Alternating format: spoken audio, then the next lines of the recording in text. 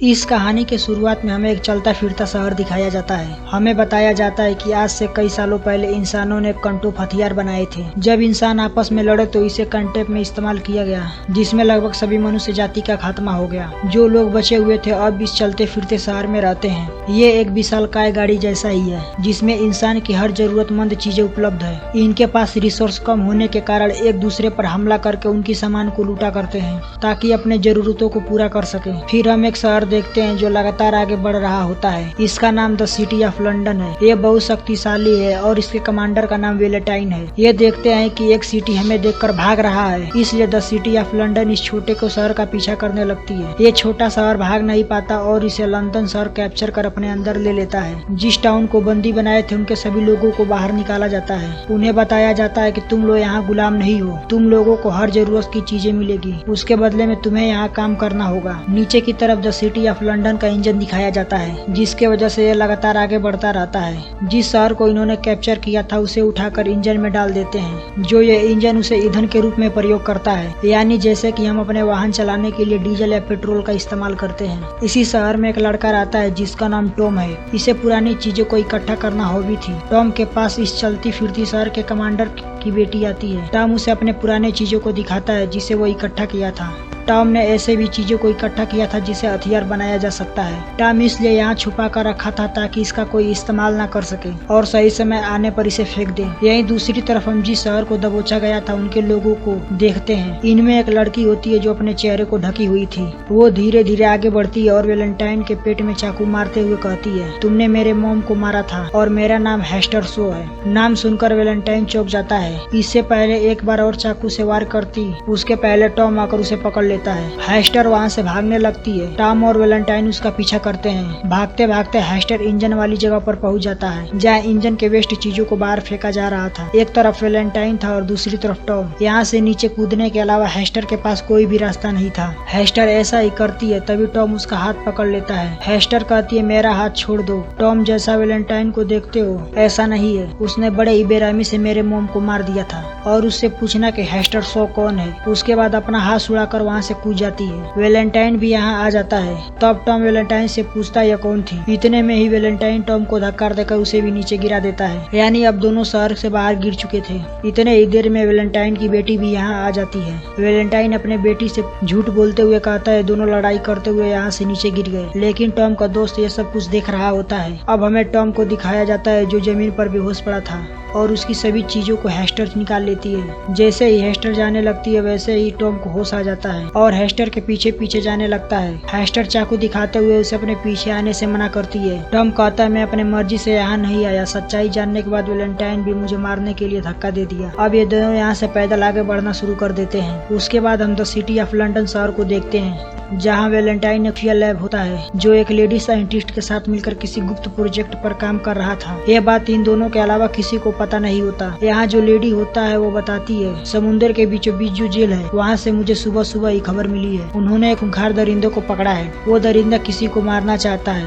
वो सिर्फ दिन रात एक ही नाम लेता है, ये नाम है हेस्टर का। वेलेंटाइन सुनने के बाद वहाँ पहुँचकर देखता है कि सच में एक खूंखार दरिंदा है। वेलेंटाइन दरिंदे से पूछता है अगर तुम्हें हेस्टर मिल जाए तो क्या करोगे। दरिंदा कहता है मैं उसे मार दूंगा, उसने मुझे धोखा दिया है। ये बात सुनते हुए वेलेंटाइन उस जेल पर हमला कराकर उस दरिंदे को आजाद करवा देता है। अब दरिंदा किसी भी कीमत पर हेस्टर को मारना चाहता था। यहीं दूसरी तरफ हेस्टर को देखते हैं जो सो रही होती है। अचानक उसकी आंखें खुलती है और देखती है कि टॉम किसी से मदद मांग रहा है। उसे शोर शराबा चिल्लाने के लिए मना करती है। जब ऊपर जाकर देखती है तो शिकारी आ गए होते हैं जो लगातार इन्हीं के तरफ आगे बढ़ रहे होते हैं। जैसे ही दोनों कुचलने वाले होते हैं वैसे ही दोनों जमीन के अंदर गिर जाते हैं। ये एक पानी में चलने वाले सबमरीन में गिरते हैं। इन सबमरीन को एक कपल हैंडल करते हैं और इन दोनों को मेहमान की तरह खातिरदारी करते हैं। इधर दूसरी तरफ टॉम के दोस्त जो मौका पर था वो वेलेंटाइन की बेटी को सब कुछ बता देता है कि तुम्हारे पिता ने टॉम को धोखे से धक्का मारकर नीचे गिरा दिया और तुम्हारे पिता वैसे ही हथियार बनाना चाहते हैं जिससे पूरी दुनिया खत्म हो गई थी। ये सुनने के बाद वेलेंटाइन की बेटी बहुत दुख होती है। दूसरी तरफ वो बूढ़ा कपल इन दोनों को बेच देता है जहाँ इनकी बोली लगाई जाती है। यहीं पर एक लड़की आती है जिसका नाम फ्रैंक होता है और सबको मारते हुए हेस्टर और टॉम को भागने के लिए कहती है। दोनों भागकर कुछ दूरी पर जाते हैं। वैसे ही दरिंदा वहाँ आ जाता है जिसे वेलेंटाइन ने हेस्टर को मारने के लिए आजाद कराया था।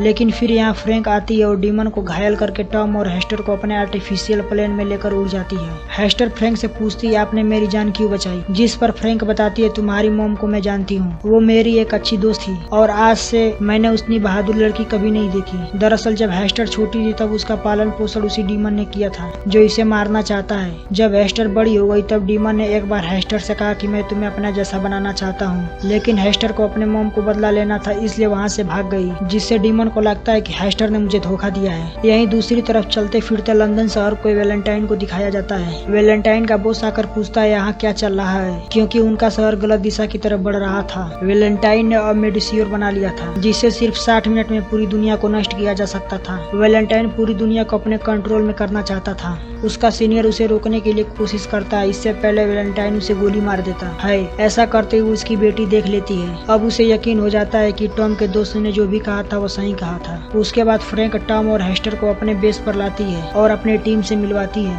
फ्रैंक हेस्टर से पूछती है जिस दिन वैलेंटाइन ने तुम्हारे मोम को मारा था उस दिन क्या हुआ था। हेस्टर बताती है जहाँ तक मुझे याद है वैलेंटाइन ने मेरे मोम से एक बॉक्स छीना था। ये सुनने के बाद टॉम को सब कुछ समझ में आ जाता है और एक पेपर पर कुछ ड्राइविंग करके हेस्टर को दिखाता है। ड्राइंग दिखते हुए टॉम हेस्टर से पूछता है क्या उसके बॉक्स पर कुछ ऐसा ही निशान बना हुआ था। हेस्टर कहती है हाँ। इतने ही देर में सब समझ जाते हैं कि वैलेंटाइन ने मेडिसियोर बना लिया है जिससे पूरी दुनिया को तबाह किया जा सकता है। टॉम कहता है हम उसे रोक सकते हैं, जिसके लिए हमें एक कंप्यूटर का कोड ड्राइव चाबी चाहिए, लेकिन वो किसी को पता नहीं है कि हेस्टर की मॉम ने उसे कहाँ छिपाया है। तभी वहाँ डीमन आकर उस पर हमला कर देते हैं। डीमन टॉम को मारने ही वाला होता है, वैसे ही हेस्टर उसके सामने रोने लगती है। डीमन हेस्टर को अपने बेटी ऐसा मानता था क्योंकि उसने उसे पासा बोला था। उसके शरीर में शॉर्ट सर्किट होने लगती है। आखिरी में हेस्टर को एक लाख देते हुए कहता है जब तुम मुझे मिली थी तब यह तुम्हारे गले में थी, जिसे मैंने आज तक संभाल कर रखा हुआ था। और ऐसे ही डीमन की मौत हो जाती है और यहाँ से हेस्टर और टॉम सबको लेकर निकल जाते हैं। ये जाते हैं शंकु, ये धरती पर बसा हुआ एक शहर होता है जहाँ अभी भी इंसान की सभ्यता पल रही होती है। यहाँ के लीडर को जैसे ही पता चलता है कि वैलेंटाइन ने मेडिसियोर बना लिया है, ये सब फैसला करते हैं कुछ चलते फिरते उस शहर को तबाह कर देंगे। लेकिन टॉम ऐसा नहीं चाहता है क्योंकि लंदन शहर में बहुत सारे बेकसूर लोग हैं। फिर हेस्टर की नजर उस लॉकेट पर पड़ता है जिसे इस डीमन ने दिया था। उसे खोलती है तो उसमें एक ड्राइव होता है। उस ड्राइव पर भी वैसा निशान होता है जैसे टॉम ने बनाया था। टॉम समझ जाता है एक क्रैश ड्राइव का पिन है। देरी न करते हुए सब लंदन शहर में घुस जाते हैं और मौका को देखते हुए मेडिसियोर को बंद कर देते हैं और यह कहानी यहीं खत्म हो जाती है।